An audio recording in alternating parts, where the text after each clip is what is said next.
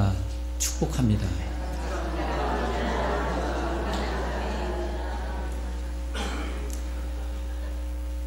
(1931년) 미국 중서부 지역은 밀 농사가 한창이었는데요. 그 지역이 수확이 이제 풍작을 거두게 되었습니다. 사람들은 그 풍년의 기쁨을 이제 만끽하고 있었습니다. 현찰 거래가 이루어졌고 농부들은 서둘러서 들어오는 수입에 따라 땅을 사들이기 시작했습니다. 더불어 부족한 농기구들도 하나하나 더 늘려갔습니다. 어느 한 농부가 그 당시 사람들의 그러한 모습들을 보며 글에다 이렇게 그 상황을 표현을 했습니다. 사람들의 광기가 마치 하늘을 찌르는 것만 같았습니다. 소득이 막 늘어나고 그러니까 사람들이 흥분에 겨워 그러한 모습을 보며 마치 광기 같아 보였다라고 그렇게 글에 옮겼습니다. 그런데 1년이 지난 뒤에 상황이 좀 달라졌습니다. 내리던 비의 양이 줄었습니다. 그 다음에 비의 양은 더 줄었습니다. 그 다음에 비의 양은 더 줄었습니다. 그렇게 한 해 한 해 지나며 비가 오지 않게 된 겁니다. 비옥하게 보였던 땅들이 이제는 바싹 타들어가기 시작했습니다. 설상가상으로 그 땅에 대재앙까지 일어나게 되었는데 황진이라 하는 모래폭풍과 같은 게 불어서 그 일대를 완전히 덮어버렸습니다. 농업에 엄청난 피해가 발생했지요. 이때 한 농부가 그때 상황을 역시나 이렇게 표현을 했습니다. 그의 여름은 가장 더운 여름이었습니다. 수백 평방 킬로미터에 이르는 넓은 땅에 내리쬐는 태양광선이 마치 불가마 같았습니다. 얼마나 더웠는지 저편에서 불어오는 바람이 덮치고 지나가게 되면 제 얼굴이 물집에 껍질마저 벗겨질 정도였습니다. 신랄 같은 믿음마저 끊어진 채 말로 다 할 수 없는 고통은 그저 먼지가루 속에 묻힌 채 신음소리조차 낼 수가 없었습니다. 몇 년 전의 상황과 몇 년 뒤의 상황이 현저히 달라지게 된 것이죠. 이렇게 사느니 차라리 죽는 편이 낫겠어. 이대로는 하루라도 더 버틸지 못하겠어. 이런 이야기들이, 이런 탄식들이 2600여 년 전 예레미야가 살던 당시 이스라엘 곳곳에서도 터져나오는 절규였습니다. 그의 팔레스타인의 가뭄이 유난히도 심했기 때문입니다. 마치 가스불에 후라이팬을 달구는 것처럼 뜨거운 태양이 유대 땅 대지를 폭염에 달궈 놓았습니다. 들판은 그 열을 견디지 못해서 타들어가기 시작했고, 대지는 땅이 쩍쩍 갈라지는 상황이 펼쳐졌습니다. 저수지 역시 몇 날을 버티지 못해서 물고기들은 여기저기 죽어있는 채 발견이 됐고요. 이 무더위에 곡식인들 어떻게 남아났겠습니까? 싹을 내던 작물은 즉시로 말라버렸고, 한참 여물던 곡식마저 시들시들 고개를 떨구고 있는데, 그것을 보고 있는 농부들의 그 심정 역시 망연자실, 그들의 고개도 함께 떨궈진 상황들이었습니다. 들의 암사슴들은 새끼를 낳아도 먹을 풀이 없어서 그냥 내버렸고, 들나귀들도 역시나 먹을 게 없어서 굶주림에 그 눈꺼풀을 이겨내지 못할 정도였습니다. 왜 그 땅은 그토록 처참하게 그 고통을 겪고 있는 것일까요? 모름지기 이스라엘 백성에게 일어난 이 같은 일들이 우리가 읽은 예레미야 성경 15장 1절에서는 다음과 같이 그 이유에 대해서 마치 암시하듯 기록하고 있습니다. 그 한 절 말씀을 제가 읽어드립니다. 가뭄에 대하여 예레미야에게 임한 여호와의 말씀이라. 가뭄에 대한 예레미야에게 임한 여호와의 말씀이라. 무엇을 말씀하고 있는 걸까요? 가뭄에 대해서 하나님께서 하실 말씀이 있으셨다라는 겁니다. 그 말씀인즉 우리가 읽었던 본문 말씀의 6절에 보니까 5절 후반부에 보니까 그것을 저주라는 단어로 옮겨놨습니다. 그리고 6절에 그 저주로 말미암아 발생한 상황을 기록하고 있는데요, 6절 우리가 읽었던 말씀을 한 절 같이 한번 저와 여러분 읽어보기를 원합니다. 6절 말씀 한번 소리내어 읽어보겠습니다. 시작. 그는 사막의 떨기나무 같아서 좋은 일이 오는 것을 보지 못하고 광야 간주한 곳 건건한 땅 사람이 살지 않는 땅에 살리라. 사막의 떨기나무, 광야 간주한 곳, 건건한 땅, 사람이 살지 않는 땅, 이 표현들은 다 그때 당시에 가뭄의 상황을 묘사하는 표현들입니다. 그런데 5절의 말씀에 이 가뭄은 하나님이 내린 저주였다라고 이렇게 기록하고 있는 것이죠. 그렇습니다. 가뭄은 일종의 저주였고 그 가뭄에 하나님이 개입하셨습니다. 하나님이 내리신 저주로 그들은 이스라엘 백성은 가뭄을 겪고 있던 상황이었습니다. 왜일까요? 왜 하나님은 당신의 백성인 이스라엘 그 백성에게 이러한 재앙, 저주를 내린 것일까요? 예레미야 1장 1절 예레미야서의 배경이 기록되어 있는데요, 1장 1절과 2절의 말씀에 보면 당시 예레미야에게 하나님이 말씀을 주셨던 그 시대가 어떤 시대였는지에 대해서 기록하고 있는데, 그 부분은 제가 여러분에게 읽어드리도록 하겠습니다. 베냐민 땅 아나돗의 제자들 중 hil기야의 아들 예레미야에게 예레미야의 말이라. 아몬의 아들 유다 왕 요시야가 다스린 지 13년에 여호와의 말씀이 예레미야에게 임하였고, 요시야의 아들 유다 왕 여호야김 시대부터 요시야의 아들 유다의 왕 시드기야의 11년 말까지 곧 5월에 예루살렘이 사로잡혀 가기까지 임하니라. 예레미야에게 하나님의 말씀이 임하던 시대를 기록하고 있는 내용입니다. BC 722년에 북이스라엘이 하나님의 심판의 도구였던 아수르에 의해서 멸망당합니다. 그 이래로 선민의 역사의 명맥을 이어가던 남유다 왕국은 북이스라엘이 그렇게 멸망함으로 말미암아 하나님이 주신 그 교훈이 있었음에도 불구하고 그 남유다의 제13대 히스기야, 14대 므낫세, 15대 아몬이 통치하는 그 기간 동안을 지나면서 남유다는 우상숭배로 극심한 종교적 도덕적 혼란에 빠지게 됩니다.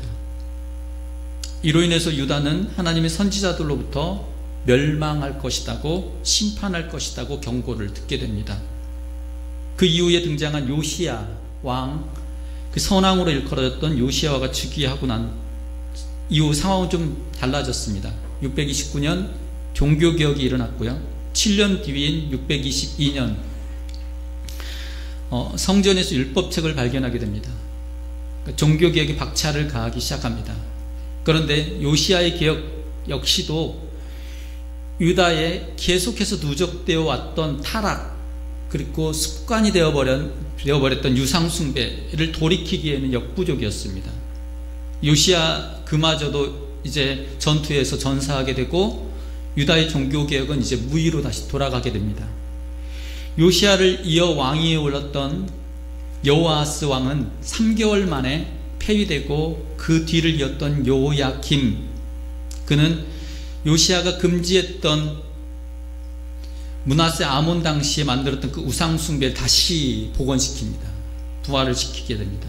심지어 하나님의 심판의 경고를 무시하고 그 심판을 경고하던 선지자들을 박해하고 하나님의 예언이 기록되어 있었던 두루마리를 불태우는 만행을 저지르기까지 합니다.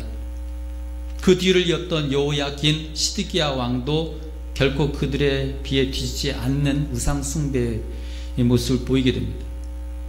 그러니까 예레미야에게 말씀이 임했던 당시의 시대는 우상숭배로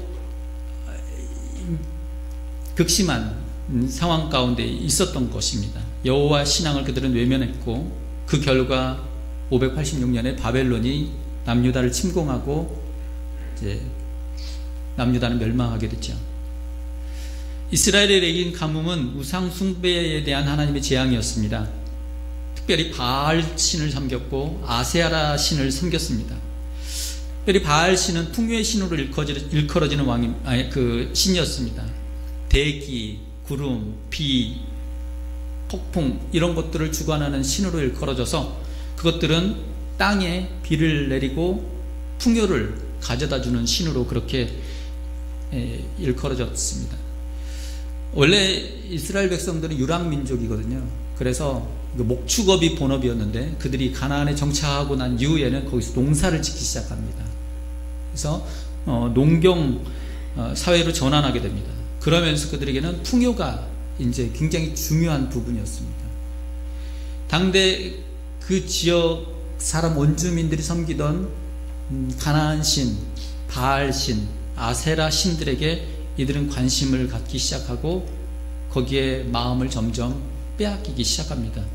그러면서 그들은 그 바알 숭배 유혹으로부터 벗어나질 못하게 된 것이죠.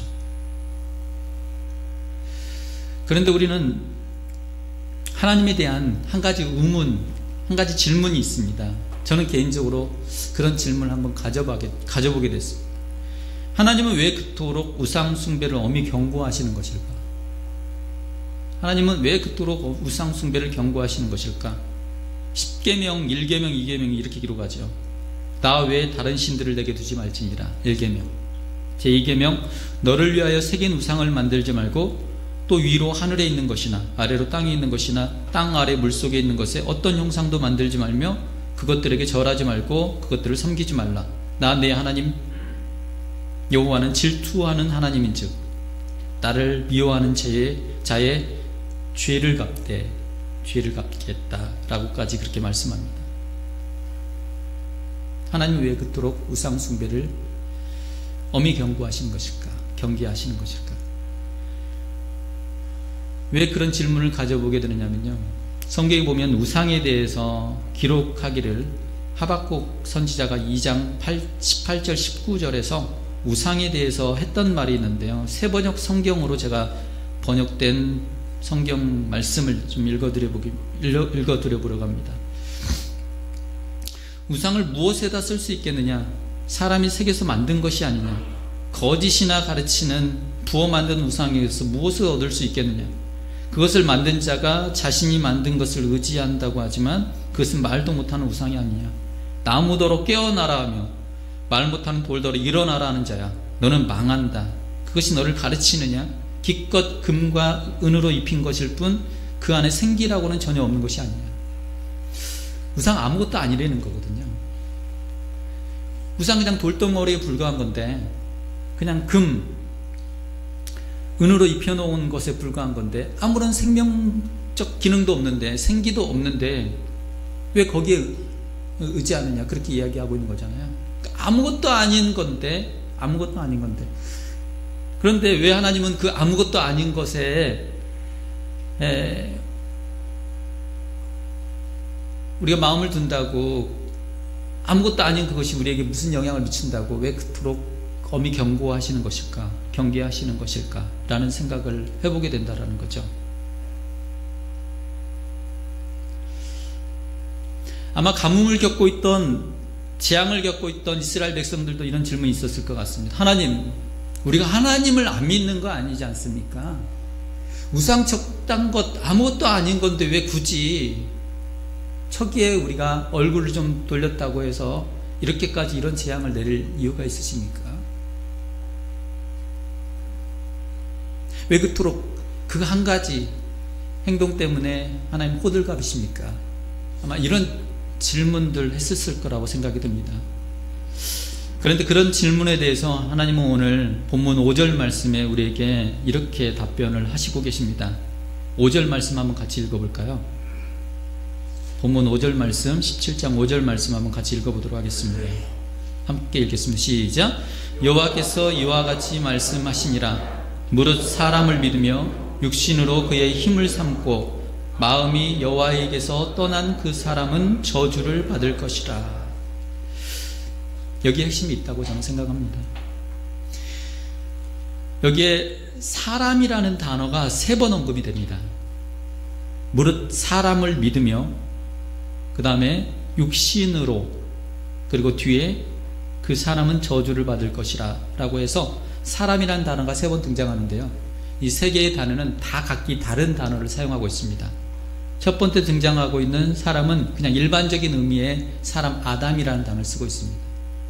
그리고 두 번째 육신이라는 단어는 하나님의 전능하심과 대조되는 인간의 연약함, 결함이 있는 인간을 뜻하는 바사르라는 단어를 쓰고 있습니다.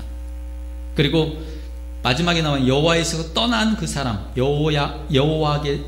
여호와에게서 떠난 그 사람을 기록하고 있는 그 사람은 강한 자, 용사라는 뜻을 가진 게베르라는 단어를 쓰고 있거든요. 하나님은 3가지를 다 금했습니다. 일반적인 사람의 능력을 믿는 것도 하나님 가당치 않고, 두 번째, 전능하신 하나님과 대조되는 연약한 인간, 결함이 있는 인간의 그 힘을 의지하는 것도 원치 아니하시고, 세 번째는 힘이 있다 하더라도, 인간이 강하다 하더라도 하나님을 떠난, 여호와에게서 떠난 그 강한 힘을 의지하는, 강한 사람을 의지하는 것 역시 하나님 원치 아니하시다는 말씀을 기록하고 있습니다. 그렇습니다. 하나님은 우상 숭배를 통해 우리에게 말씀하신 그 내용이 여호와에게서 떠난 상황을 하나님은 원치 아니하다라는 겁니다. 우상 숭배 그 대상이 뭐건 간에, 바알이건 아세아건 밀곰이건 그것이 무엇이건 간에 그 무엇 때문에 하나님에게서 그 백성이 떠나는 걸 원치 아니한다라는 겁니다. 다른 것 섬기는 게 중요한 게 아니라 그로 말미암아 너희가 나에게서 떠나는 것을 나는 원치 아니하다, 그 말씀을 하고 계시는 것이죠. 그래서 십계명은 그것을 칭하여 나를 미워하는 죄라라고 그렇게 이야기를 하고 있습니다. 저희 누나는 교회를 지금 다닙니다. 전에는 안 다니셨어요. 저희 어머니는 독실한 크리스찬이었고, 득달같이 저희 누나 매형에게 두 분에게 교회를 다니라고 그렇게 수차례 이야기를 하셨습니다. 그때마다 저희 누나나 매형은 어머니의 그 모습이 거북스러웠던 거예요. 내가 알아서 선택할 건데 저렇게 득달같이 하시는 그 모습이 너무 싫어가지고 일부러도 교회를 안 가겠다고 하셔서 교회를 안 가셨어요. 그러던 저희 어머니께서 병환을 앓고 이제 돌아가셨어요. 돌아가시고 난 이후에 저희 누나도 저희 매형도 교회를 다니기 시작합니다. 감사한 일이죠. 그런데 두 분은 교회를 다니시는데, 특별히 저희 누나는 교회 다니기 전에 토속신앙에 관심이 좀 있으셨어요. 그러니까 미신 같은 거, 그냥 정서적으로 옛날 분들이 막 이야기해오던 그런 것들 있잖아요. 뭐 쓰면 좋다더라, 뭐 이런 거 있잖아요. 저희 누나는 거기에 이제 관심이 있으셨어요. 근데 교회를 다니고 난 이후에도 여전히 그 습성은 가지고 있더라고요. 그래서 저희 누나의 신앙에는 아마 제가 이렇게 열어놓고 들여다보면 이런 마음을 가지고 있을 거라고 생각이 들어요. 하나님을 믿는 것, 그리고 또 나에게 도움이 될 만한 힘이 있으면 그걸 믿는 것, 뭐 여러 개 믿으면 좋지 않냐? 나에게 도움이 되는 것이니까 라는 그런 생각으로 신앙생활 여전히 하고 있으리라는 생각이 저한테는 있거든요. 그런데 어디 저희 누나뿐이겠습니까? 아마 교회 다니는 분들 가운데는, 운주교회 분들은 안 그러시지만 다른 경우에 있어서는 그런 분들이 없지 않아 있으리라고 생각합니다. 교회를 다니면서도 나에게 뭔가 힘이 될 만한 게 있으면은 그거 하나 더 덧붙인다고 해서 뭐가 문제될 게 없다라고 생각을 하는 거죠. 하나님을 부정한다는 게 아닙니다. 나 교회 안 다니겠다는 게 아니다. 나 교회 다니겠다. 나 교회 다닐 거야. 빠지지 않고 다닐 거야. 그런데 다른 것도 좀 나에게 인생 사는데 도움이 되면 그것도 의지하고, 또 옛말에 이런 말도 있고 그러는데 그런 말도 우리가 귀담아 들을 내용들이 있거든 하고, 그런 이야기들도 다 받아들이게 되는 것이죠. 여러분, 이스라엘 백성님들 안 그렇겠습니까? 그동안 하나님을 믿던 백성들이었습니다. 그들이 하나님을 부정하는 사람들이 아닙니다. 하나님 이제 안 믿겠어, 하나님 버리겠다는 것도 아니고 더 이상 나는 이제 불신자가 될 거야, 그런 것도 아닙니다. 그들에게는 하나님을 여전히 믿고 있는 신앙이 저변에 있고요, 그리고 바알도 아세라도 그들에게 필요하다고 생각하고 그 힘도 끌어오는 겁니다. 하나님은 이걸 금하는 겁니다. 하나님은 이걸 칭하여 외도라고 이야기를 하시는 것이죠. 아마 우리는 외도를 긍정적으로 해석하시는 분들은 없으실 겁니다. 결혼해서 남자가 내 아내를 두고 다른 여자에게 마음을 둔다? 결혼해서 내 아내가 내 남편이 아닌 다른 남자에게 마음을 둔다? 어느 누구도 허용할 수 없는 거잖아요. 하나님은 그걸 허용하지 않는 겁니다. 너와 나는 결혼했는데 내가 그토록 너를 사랑하는데, 내가 널 향한 사랑이 얼마나 큰데 하는 마음으로 하나님은 우리를 그렇게 사랑하고 계시고, 우리에게 하나님이 그 사랑을 또한 요구하고 계시는 것이죠. 외도하기를 원치 아니하는 겁니다. 하나님 말고 다른 것에 마음을 두기를 하나님은 원치 아니하시다는 겁니다. 그래서 우상숭배의 기본적인, 우상숭배를 금하는 하나님의 뜻은 외도하지 말라라는 겁니다. 그리고 그 이면에는 내가 너를 그만큼 사랑한다는 것을 말씀하고 계시는 것이죠. 그래서 여호와에게서 떠난, 마음이 여호와에게서 떠난 사람은 저주를 받을 것이다 라고 그렇게 말씀하고 계시는 겁니다. 언젠가 치유 상담 전문가였던 정태기 목사님, 여러분 들어보셨고 혹시 만나보신 분도 계실 텐데, 그 목사님께서 이런 이야기를 하셨는데 그 이야기가 저한테는 참 크게 마음에 남아 있었습니다. 어느 한 부부가 계셨는데요, 아내분이 병이 들어 시름시름 말라가는 그런 상황 가운데 놓여 있는 겁니다. 의사도 더 이상 손을 댈 수 없는 정도까지로 굉장히 심한 상황 가운데 놓여 있었습니다. 이 목사님께서 남편분을 만나셨습니다. 그리고 남편분에게 이렇게 이야기를 하시는 겁니다. 선생님, 제 말 들어보십시오. 사람이 사람을 죽이는 방법이 여러 가지 방법입니다. 몽둥이로 때려서 죽이는 방법이 있고, 칼로 사람을 찔러 죽이는 방법이 있고, 목을 졸라 죽이는 방법도 있습니다. 그런데 그 방법 말고도 사람을 죽이는 또 하나의 방법이 있는데, 사랑할 사람을 사랑하지 않아 말려 죽이는 것도 사람을 죽이는 하나의 방법입니다. 선생님이 아내분을 사랑하지 않음으로 말미암아 사랑받지 못한 이 아내분의 마음이 타들어간 상황에서 일어난 병이라는 걸 선생님 알고 계십니까? 그렇습니다. 하나님께도 병이 있습니다. 우리를 사랑함으로 말미암아 앓는 병이 있으십니다.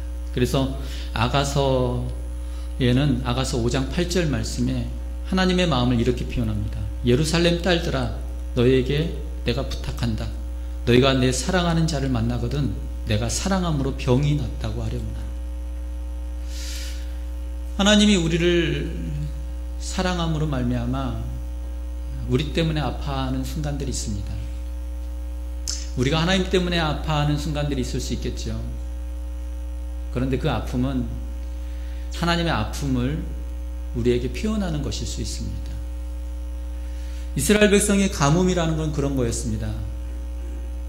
하나님이 그토록 백성을 사랑하는데 사랑하는 그들이 여호와에게서 떠난 그 모습에 하나님의 속이 그렇게 타들어가고 있는 상황임을 어찌 보면 가뭄으로 그들에게 묘사하고 있었는지도 모르죠.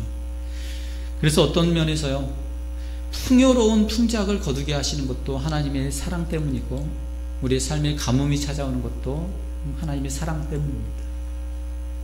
하나님은 우리를 사랑하시기로 작정하셨고, 그 사랑을 절대 포기 아니하시기로 고집스레 작정하셨기에 우리의 삶 가운데는 항상 좋은 일만 있는 게 아니라 때론 힘든 일도 따라오게 되는 상황들이 생깁니다. 그러나 그것이 하나님은 우리를 사랑하셔서 우리를 안전한 길로 이끄시는 하나님의 방법이신 거죠.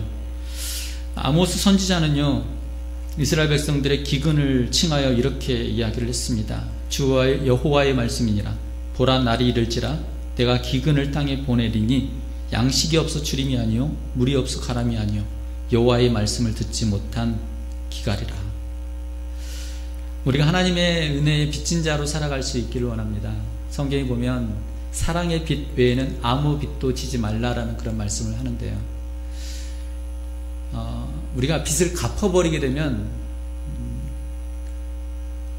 우리가 자유로운 것 같지만 하나님과 우리와의 관계 속에서는 항상 우리가 은혜의 빚진 자로 살아가는 것이 복된 자리인 줄 믿습니다. 왜냐하면 그 하나님의 은혜가 우리에게 항상 있기에 우리가 우리에 있어야 할 자리에 있게 되는 거거든요.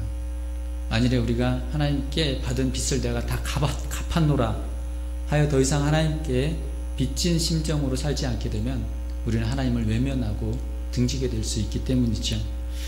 어떤 분이 이런 목사님께서 이런 이야기를 하신 이야기가 기억이 납니다. 70년대에 500만 원을 어느 정말 어려운 성도님께 정말 자기가 어려운 상황이었지만 있는 거 다 긁어 모아 그 어려움을 해결해 드리기 위해서 500만 원을 이렇게 드렸대요. 빌려드린 거죠. 그런데 그분이 1년이 지나고 5년이 지나고 10년이 지나고 15년이 지나도 안 갚으려는 겁니다. 그 마음에 자기 참 어려울 때 이렇게 드렸는데 안 갚으니까 마음에 좀 서글픈 마음이 있고 또 애석한 마음이 들더라는 거예요. 그런데 마음이 이렇게 생각하기로 했대요. 아, 내가 그분에게 그냥 드린 걸로. 그래서 내가 그냥 그분에게 은혜를 베푼 걸로 생각하고 또 그게 하나님의 마음이라 생각하고 그 은혜에 베푼 마음을 마음에 그냥 간직하고 지내는 것으로 당신의 마음을 딱 정리를 했대요. 그런데 30년이 지난 후에 그분이 500만 원을 가져오셨더라는 겁니다. 그러면서 딱 건네주시면서 내가 그때 30년 전에 목사님한테 500만 원 내가 빌렸는데 내가 이제 다 갚았습니다. 목사님 이제 이걸로 털은 거예요 라고 이야기를 하시더라는 거예요. 그런데 목사님이 이 이야기를 듣고 너무 마음이 아프더래요. 차라리 갚지 말지. 왜냐하면 그때의 500만 원과 30년 후의 500만 원은 굉장히 큰 차이가 있는 건데, 아, 그때 그 내가 드렸던 그 500만 원이 저분에게는 이런 500만 원의 의미였나 하는 생각이 들어가지고 마음이 참 서글프더래요. 차라리 갚지 마시지. 내가 베푼 은혜를 마음에 정말 기쁘게 간직하고 있고 그분은 받은 그 은혜를 그대로 그냥 빚진 심정으로 간직하고 지내셨으면 더 나을 뻔했는데 라는 그런 이야기를 하신 적이 있었는데요, 하나님의 마음도 그러하리라는 생각을 합니다. 우리가 하나님과의 관계 속에서 어떤 관계를 가지느냐, 하나님 우리에게 은혜 베푼 것으로 하나님은 그것이 기쁨이고, 우리는 하나님께 은혜 받은 바 그 은혜를 갚을 수 없는 상황에 놓여있는 이것이 우리는 하나님께 은혜의 빚진 자로, 그것이 우리의 삶에 끊임없이 감사할 수 있는 조건이 될 수 있으리라고 생각이 들어요. 저와 여러분의 삶에 그런 항상 하나님 앞에 빚진 심정으로 감사하며 살아갈 수 있는 삶이었으면 좋겠습니다. 그래야 우리의 삶에 어려움이 찾아와도 그것이 하나님 나를 여전히 사랑하고 계신다는 하나의 증거로 우리가 그렇게 바라볼 수 있기 때문이지 않을까라는 생각이 듭니다. 하나님은 저와 여러분을 사랑하십니다. 기도하겠습니다.